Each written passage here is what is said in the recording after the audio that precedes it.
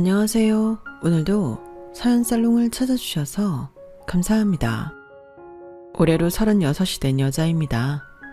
시간이 어찌나 빠른지 이혼한 지 벌써 1년째 되는 날이네요. 원래라면 결혼 기념일이었을 오늘, 답답했던 결혼 생활을 청산하고 자유가 된 걸 자축하는 의미로 어떤 걸 해볼까 고민하다 사연을 쓰게 됐어요. 저도 남들과 다를 바 없이 저만의 가족을 만들고 싶어 결혼을 했어요. 한때는 정말 사랑했던 사람이었고 제 모든 걸 줄 수 있는 그런 사람이었어요. 그런 사람과 가족이 되길 꿈꿨고 가족이 되었지만 마음이라는 건 참 무섭더라고요. 그 사람과 제가 이렇게 남보다도 못한 사이가 돼버릴 줄은 꿈에도 상상 못했으니까요. 저는 한때 가족을 위해, 사랑하는 사람을 위해 정말 최선을 다했다고 믿었어요. 가족이라면 서로를 위해 반드시 그래야만 한다고 생각했던 거죠. 하지만 지금은 그 가족이라는 이름이 어쩌면 저에게 너무 잔인했을지도 모른다는 생각이 들어요. 그 사람을 처음 만난 건 대학교 시절이었어요. 저는 적당히 성적을 맞춰 들어간 대학교에서 적당히 학교 생활을 했고, 남편은 저보다 몇 학번 위인 탁과 선배였어요. 학창시절 전공에 흥미를 느끼지 못해서 그림 동아리를 들어갔고 거기서 남편과 친해지게 되었죠. 그림 동아리니 다들 그림에 관심이 있고 좋아했지만 그 중에서도 남편은 제 그림을 참 좋아해 줬어요. 저보다도 제 그림을 더 좋아해 주시는 모습을 보고 저도 남편에게 관심과 호기심이 생겼고, 그게 자연스럽게 이성적 호감으로 발전해 연애를 시작하게 되었죠. 그땐 정말 저를 이해해줄 영혼의 단짝을 만난 느낌이었죠. 졸업을 앞두고 뒤늦게 전공이 아닌 제가 좋아하는 그림으로 취업을 해봐야겠다고 결심했을 때에도 무모하다며 일단 말리고 보는 주변 사람들과는 달리 유일하게 응원해줬던 것도 남편이었어요. 너는 진짜 재능이 있어. 이걸로 쭉 파면 분명히 성공할 거야. 너무 늦은 건 아닐까? 그림은 전공생들도 많은데 네가 그 사람들을 이기고 이걸로 먹고 살 수 있을까? 분명히 된다니까. 아직 안 늦었어. 취업까지 시간이 얼마나 걸리든 열심히 해봤으면 좋겠어. 난 분명 네가 잘 될 거라고 믿어. 그 응원에 힘입어 졸업 후 본격적으로 취업을 준비했어요. 그때 이미 저보다 1년 먼저 졸업해 회사를 다니고 있던 남편은 열심히 해보라며 제가 취업 준비를 하는 동안 데이트 비용을 전부 감당하면서 저를 응원해줬어요. 포트폴리오를 다듬느라 밤늦게까지 작업을 할 때도 직접 산 도시락을 챙겨와 주거나 늦은 밤 집까지 데려다주는 세심한 배려에 감동받는 순간이 정말 많았어요. 남편의 한결같은 응원 덕분에 저는 6개월 만에 모 유명 게임 회사에 입사했어요. 다행히 걱정했던 것에 비하면 짧은 시간 안에 취직을 하게 된 거였죠. 합격 소식을 전하던 날, 저보다 더 기뻐하던 남편의 얼굴이 아직도 생생해요. 거봐, 될 줄 알았다니까. 내가 누구보다 당신 팬이잖아. 당신 그림은 진작에 알아봤지. 고마워. 나 취업 준비한다고 빌빌거리는 거 옆에서 보기 힘들었을 텐데 이렇게 항상 응원해줘서. 언젠가 당신도 도전해보고 싶은 일이 생기면 꼭 했으면 좋겠어. 이렇게 나 도와준 만큼 나도 당신이 힘들 때 도와주고 싶어. 언제든 기대도 돼. 그동안 정말 고마웠어. 그 순간은 정말 말로 표현할 수 없을 정도로 남편이 사랑스러웠어요. 그리고 언제든 그 사람이 원하는 길을 걷고자 하면 옆에서 보탬이 돼주어야겠다고 다짐했죠.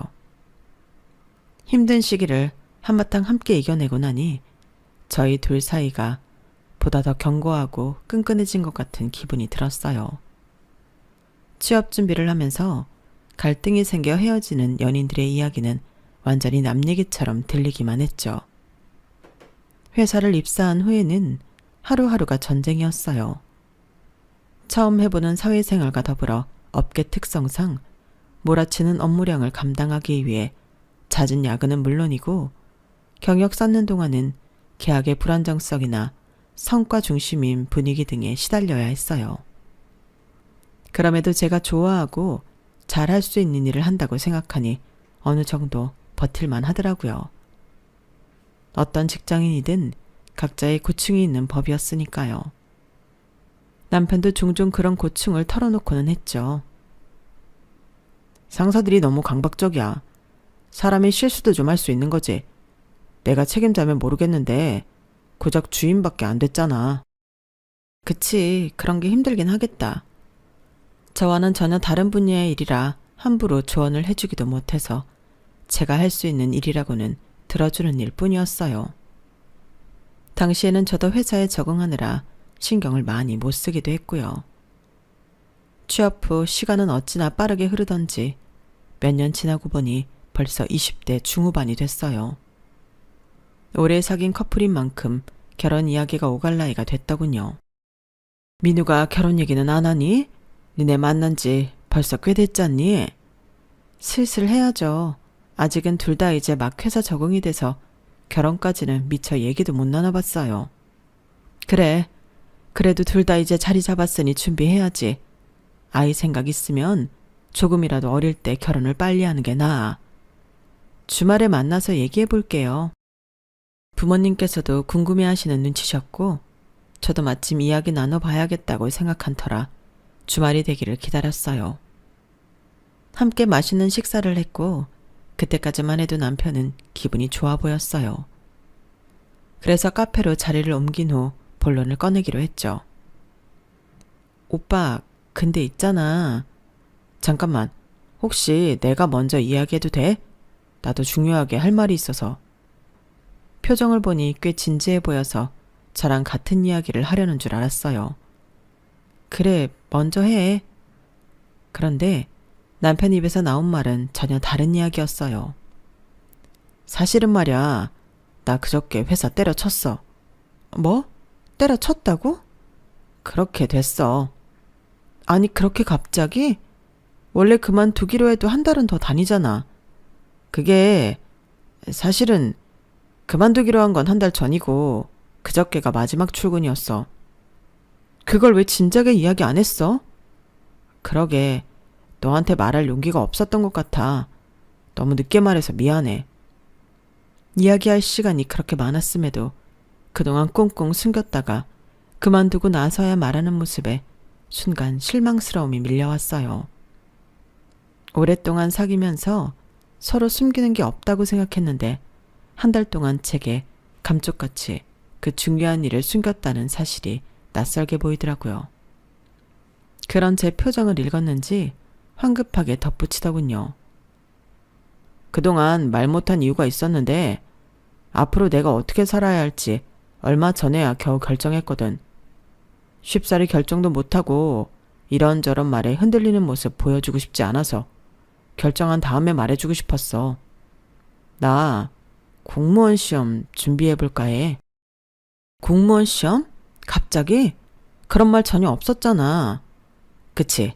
이것도 좀 갑작스럽겠지? 근데 너도 알겠지만 그동안 회사 생활하면서 내가 적응 못했던 것도 그렇고 내가 하는 일은 이직을 해야 몸값이 오르고 인정을 받잖아.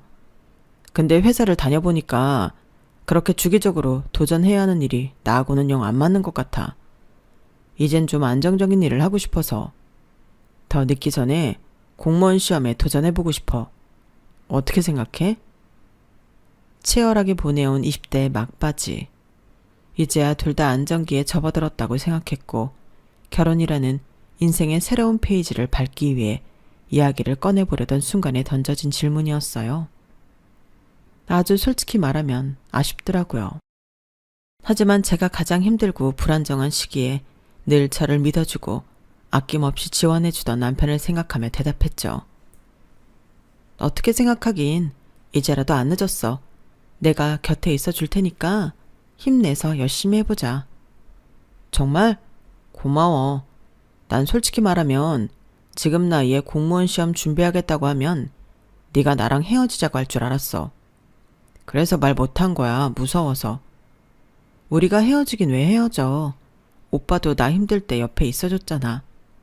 내가 무사히 취업했듯이 오빠도 잘할 수 있어. 같이 또 이겨내면 되지. 부모님께는 어떻게 말을 해야 하나 걱정이 됐지만 한편으로는 다행이라는 생각도 들었어요. 남자친구에게 늘 마음에 빚이 있었거든요. 그때의 그 은혜는 같은 상황에 오지 않고서는 아무리 잘해준다고 해줘도 갚은 느낌이 안 들었으니까요.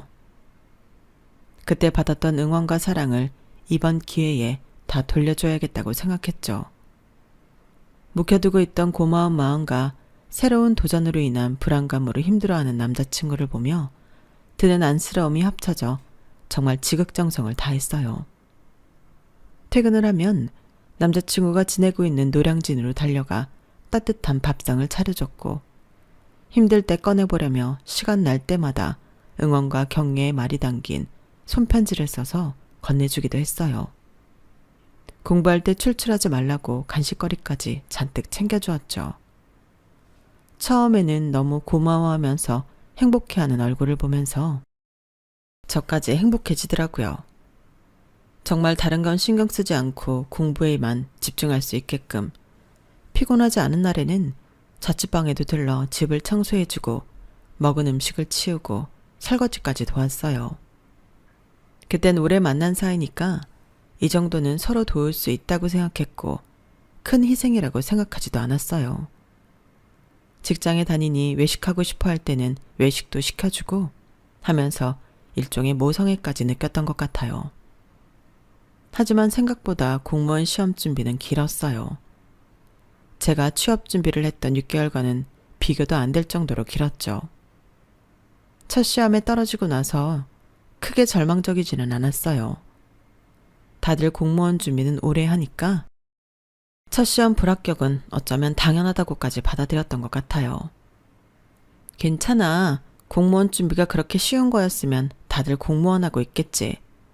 올해는 첫 해니까 더 열심히 해서 다음에 붙으면 돼. 남자친구의 수험 생활이 길어질수록 저 역시 경제적으로나 심리적인 부담이 커져만 갔지만 힘든 시절을 함께 버틴 후 느꼈던 기쁨을 떠올리며 이 시기만 지나면 행복해질 거야 라는 생각으로 함께 버텼어요. 하지만 다음에도 남자친구는 떨어졌고 좌절하는 남자친구를 어르고 달래며 다시 힘든 수험 생활을 시작했죠. 이번까지만 하고 안 되면 내가 정말 그만둘게. 아니야, 그런 소리 하지 마. 이번에는 잘할 수 있을 거야. 나는 오빠 믿어. 그렇게 세 번째 시험이 다가오던 일주일 전날 저는 내장 가득 빽빽히 남자친구를 향한 응원의 편지를 썼어요. 쓰면서도 눈물이 나더라고요. 편지와 함께 직접 산 도시락을 전해주는데 남자친구의 얼굴이 왠지 심드렁해 보이더군요. 아, 오늘은 외식하고 싶었는데. 오늘 밤새서 남은 작업 좀 마쳐야 해서 저녁을 같이 못 먹을 것 같아서 싸왔어. 다음에 외식하자. 메뉴가 뭔데? 오빠가 좋아하는 고기 넣은 김치찌개에 계란말이랑 연어구이야. 양은 넉넉히 했으니까 든든할 거야. 그래, 잘 먹을게. 이건 뭐야? 도시락 통을 건네주면서 편지 봉투를 내밀었더니 눈을 반짝이며 묻더군요. 처음에는 제가 한 음식보다 편지를 더 반기는 줄 알고 내심 가슴이 두근거렸어요. 편지 얼마 안 남았으니까 힘내라고. 힘들 때 꺼내 읽어봐. 아, 난 또 뭐라고? 하지만 남자친구는 제 대답을 듣자마자 다시 심드렁해지며 도시락통과 편지를 한쪽 구석에 치워버리더라고요. 그러더니 갑자기 핸드폰을 보여주더군요. 그나저나 이거 봐. 엄마가 얼마 안 남았다고 이렇게 장문으로 문자를 다 보내주셨다? 우리 엄마 이런 사람 아닌 거 알지? 아들이 나이 다 들어서 공무원 시험 준비하겠다고 안 그래도 없는 형편에 묵묵히 지원해 주시는 것만 해도 감사한데 엄마가 이렇게 날 응원하고 있는 줄은 정말 몰랐어. 어디서 난 건지 용돈까지 보내주셨다니까? 퇴근 후 바쁜 시간 쪼개서 도시락을 싸고 편지까지 써다준 저보다도 고작 7줄 남짓한 어머님의 응원 문자에 더 감동을 받은 것 같더라고요. 그 순간 심각한 허탈감이 밀려왔어요. 어느 순간부터 남자친구는 제 희생을 너무나도 당연하게 여기고 있었고 저 역시 이런 생활이 익숙해져 아무런 이상함을 느끼지 못하고 있었던 거예요. 그걸 그때서야 깨닫게 되었던 거죠. 하지만 시험도 얼마 안 남은 사람에게 그런 걸 꼬치꼬치 따질 순 없었어요.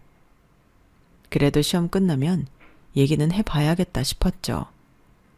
집에 돌아와 생각해보니 제 편지 봉투를 보고 눈을 빛냈던 것도 용돈이라 생각했던 것 같더라고요.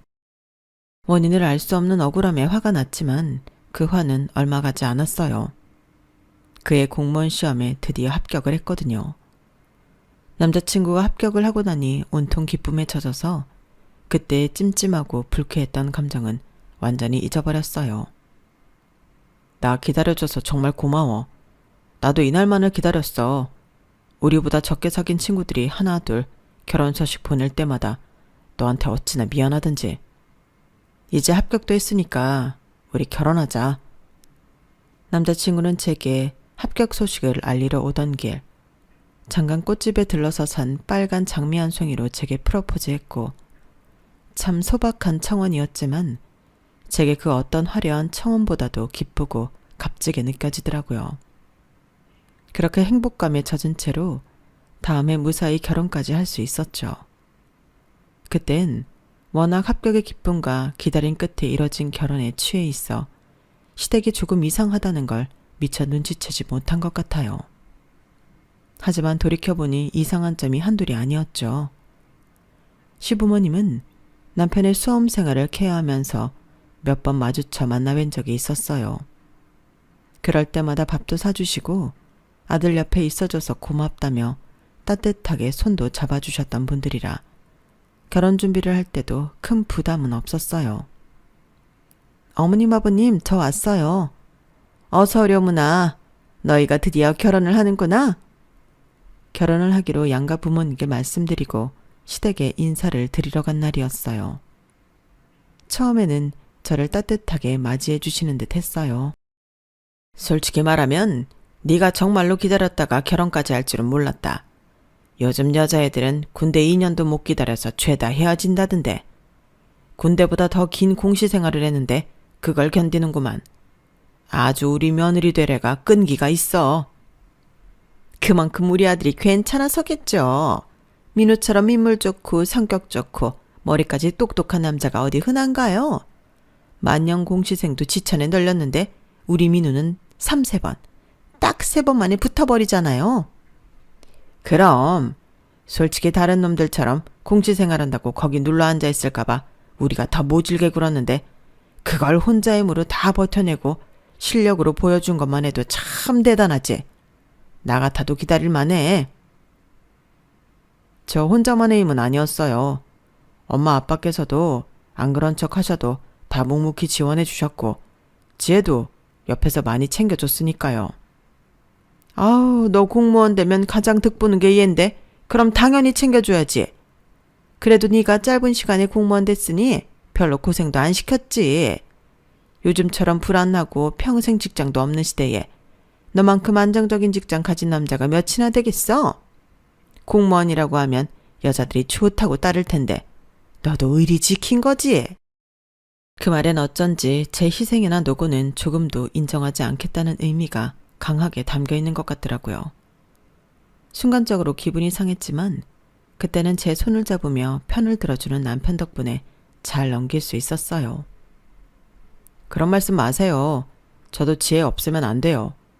저희는 서로 힘들 때 옆에 있어줘서 여기까지 끈끈하게 올 수 있었던 거예요.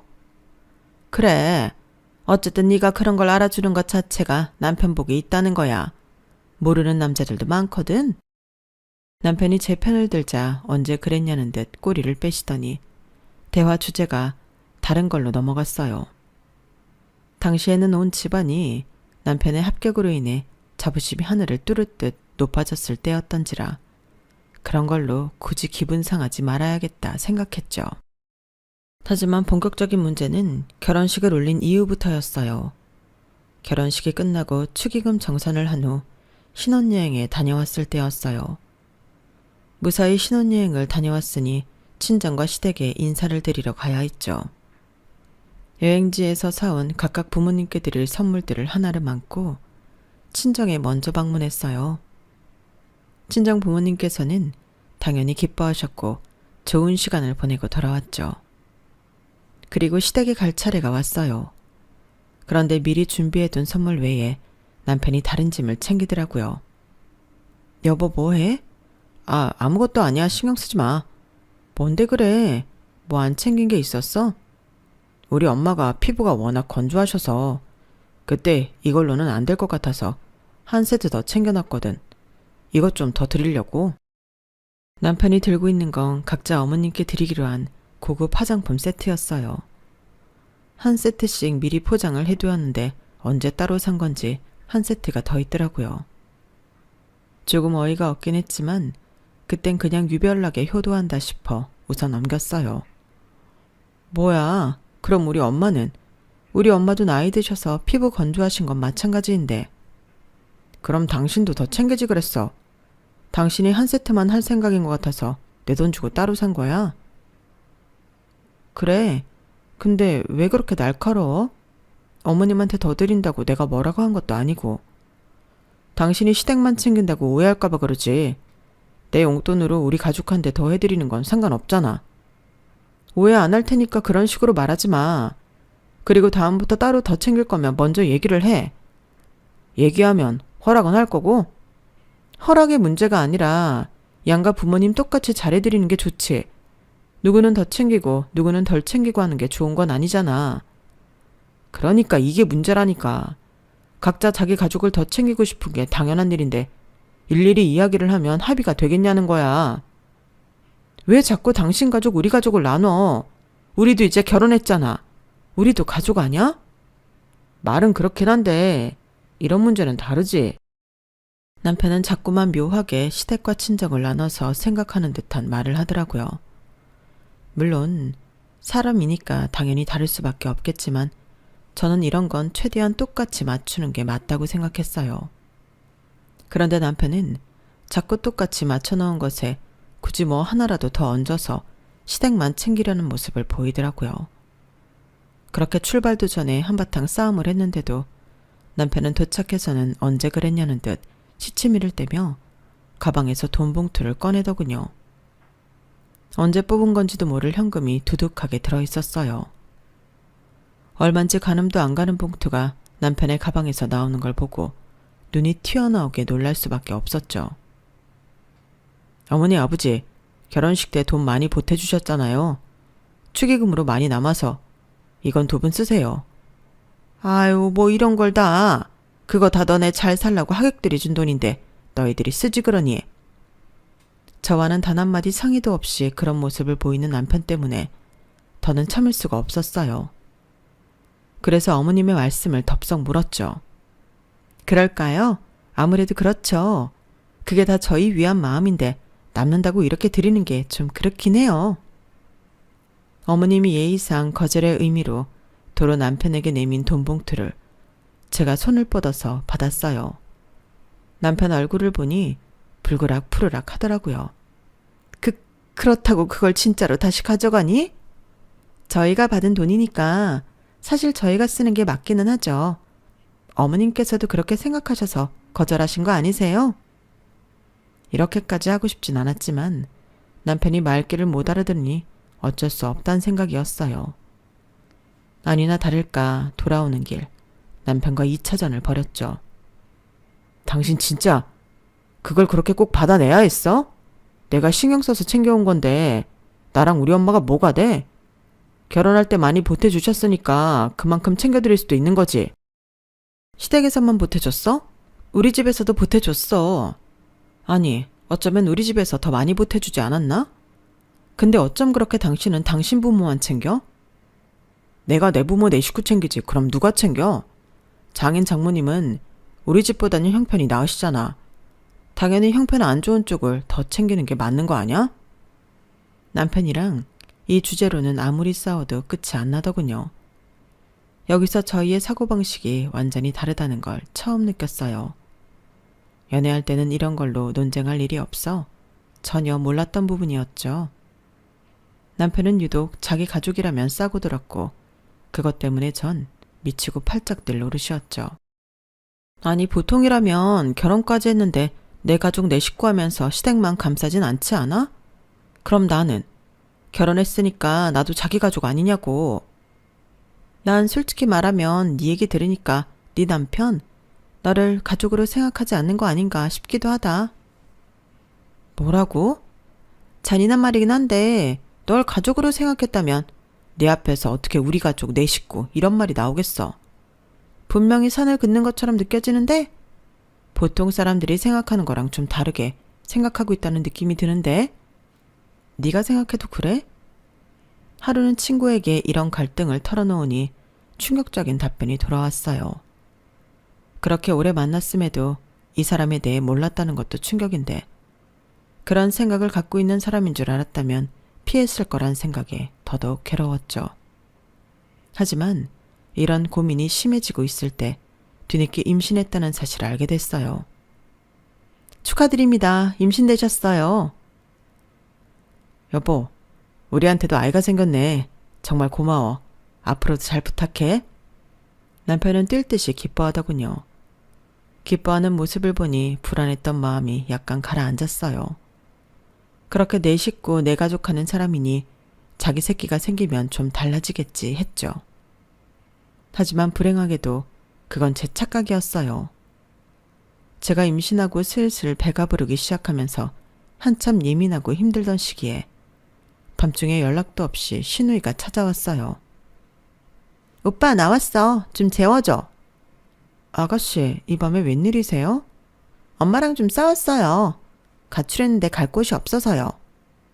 당황해서 남편을 보니 남편은 이미 연락을 받고 알고 있던 눈치더군요.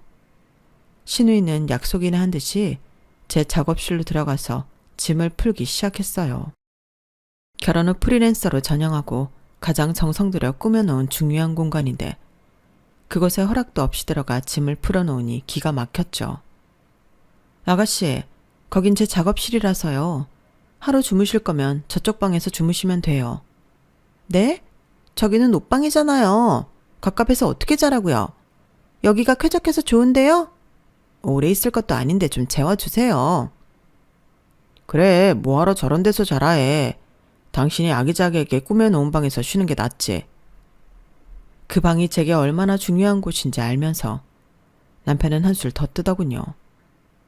일단은 너무 늦기도 했고 뱃속 아이도 신경 쓰이고 홧김에 나온 거니 하루만 자고 금방 가겠지 싶어서 더 이상 씨름하진 않았어요. 다음날 남편이 출근을 하면서 신우이와 함께 나갔어요. 당연히 그렇게 시댁으로 돌아간 줄 알았는데 저녁에 다시 같이 들어오더군요. 아가씨, 왜 또 오셨어요? 저 당분간 여기서 지내야겠는데요. 엄마 아빠가 단단히 화가 나셔서 오빠한텐 허락받았어요. 저쪽 방에서 며칠 지낼게요.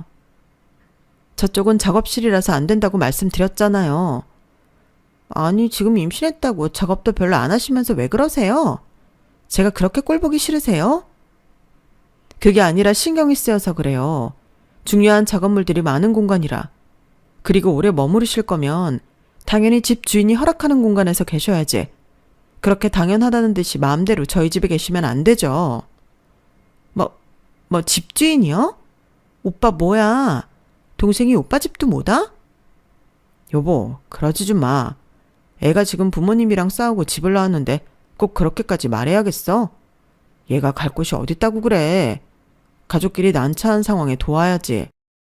누가 그래서 당장 나가랬어? 있어도 내 마음 편한 곳에 있으라는 거지. 나도 지금 몸이 편한 상태가 아니잖아. 아가씨도 들어와 계시면 신경 쓰일 일도 많고. 그래요, 됐어요. 오빠도 결혼하니 어쩔 수 없네. 나가면 되죠? 이 밤에 어디 가게.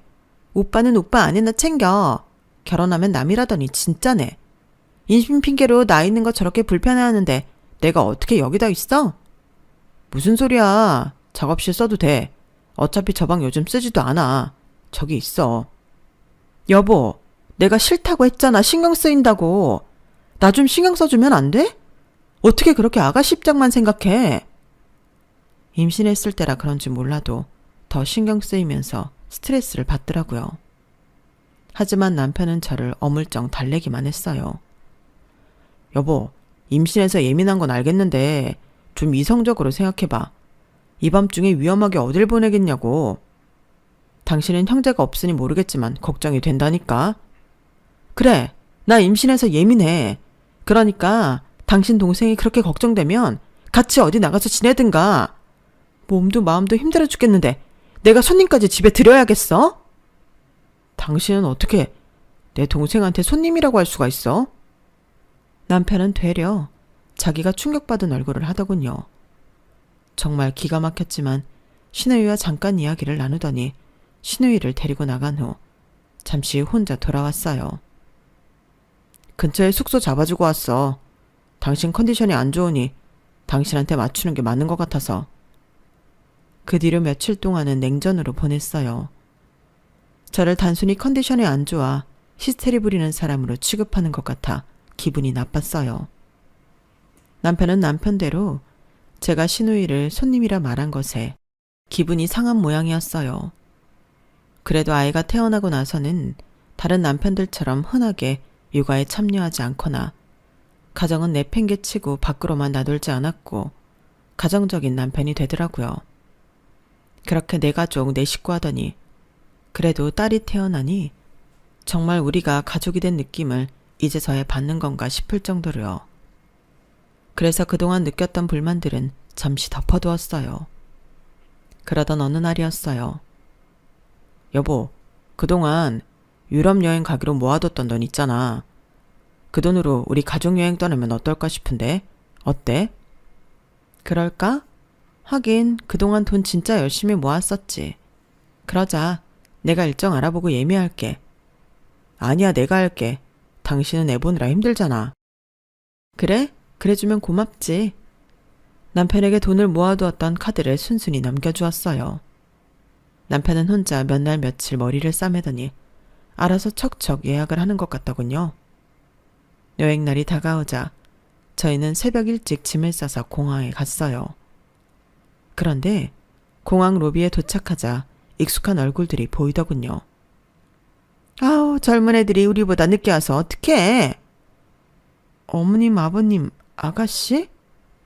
공항에는 시댁 식구들이 다 와 있었어요. 이게 어떻게 된 거야? 뭐가? 내가 우리 가족여행 간다고 했잖아. 나한텐 그런 말 없었잖아. 나랑 같이 모은 돈으로 다 예약한 거 아니었어? 그랬지. 당신도 동의했잖아. 우리 가족여행 떠나는 것에. 뭐라고? 그런 억지가 어딨어. 그럼 내가 짐 챙길 땐 왜 가만히 있었는데? 당신은 친정 가는 줄 알았지. 예린이는 우리가 데리고 갈 테니까 당신은 우리 다녀오는 동안 자유 잘 즐기고 있어. 우리 가족여행이라고 하면 당연히 나도 포함 아니야? 난 당신한테 가족이 아니라는 거야? 가족이 아니라고 한 건 당신이 먼저야. 내 동생이 손님이라며? 우리 가족끼리 여행 떠나는데 설마 손님으로 같이 오고 싶은 거야? 그때 남편의 표정을 보고야 말았어요. 마치 그때 했던 말을 내내 담아두고 있다가 그제서야 복수한 느낌이 들더라고요. 그 표정을 보니 남편과 연애 시절부터 지금까지의 시간들이 주마등처럼 스쳐 지나갔어요. 지난 시간들을 돌이켜보니 쌍방향이라고 했던 시간들이 사실은 일방향이었다는 걸 문득 깨달았어요. 그걸 알게 되니 오히려 마음이 차분해지더군요. 그래, 그럼 가. 당신도 완전히 당신 마음대로 했으니까. 나도 내 맘대로 할게. 대신 예린이는 못 줘. 내 몸으로 낳은 내 딸이야. 갈 거면 온전한 당신 식구들끼리 가. 그리고 앞으로도 당신 식구들끼리 행복하게 살고. 무슨 소리야? 지금 이혼이라도 하자는 거야? 갔다 와서 얘기해. 수속 시간이 다가오니 남편은 조급해졌는지 시댁 식구들을 데리고 황급히 떠나면서 마지막까지 저에게 소리치더라고요. 이혼은 안 돼. 난 그냥 당신 깨달으라고 이러는 것뿐이야. 하지만 그 말을 들으니 더욱 이혼해야겠다는 결심이 서더군요. 우선 저는 집으로 돌아와 남편의 항공사 계정으로 접속해 돌아오는 비행기를 취소했어요. 그리고 남편이 예약했다던 숙소 페이지에 들어가 숙소까지 몽땅 취소해버렸죠. 남편이 가지고 간 여행 경비 카드도 분실신고 처리했어요. 그 때문인지 도착해서 연락이 빗발쳤지만 하나도 확인하지 않았어요. 돌아오는 순간까지 낯선 외국에서 고생을 꽤나 한 모양이더군요. 그동안 저는 투룸 하나를 계약해서 짐을 다 옮겨놨어요. 결혼할 때 제 돈이 들어간 가구들은 다 중고 거래로 팔아버렸죠. 워낙 길게 잡아둔 유럽 여행이었던지라 이 모든 게 끝나고 나서야 남편은 돌아왔어요. 텅 빈 집을 보면서 남편은 충격을 받은 모양이더라고요. 그런 남편의 앞으로 이혼 서류를 건넸죠. 나는 다시 태어나지 않는 이상 당신 식구는 되지 못하니까 우리 이쯤에서 끝내는 게 좋겠다. 남편은 저를 붙잡았지만 제 마음은 바뀌지 않았어요. 저를 놔주지 않으면 평생 예린이를 못 볼 줄 알라고 얘기하니 그제서야 서류를 작성하더군요. 남편의 마음이 바뀌기 전에 일사천리로 일을 진행해버렸어요. 남편이 구질구질하게 붙잡고 소송하지 않고 합의 이혼을 하게 되어 그나마 다행이었죠. 지금은 남편과 이혼을 하고 다시 프리랜서로 일을 하며 친정 식구들의 도움을 받아 아이와 함께 살고 있어요.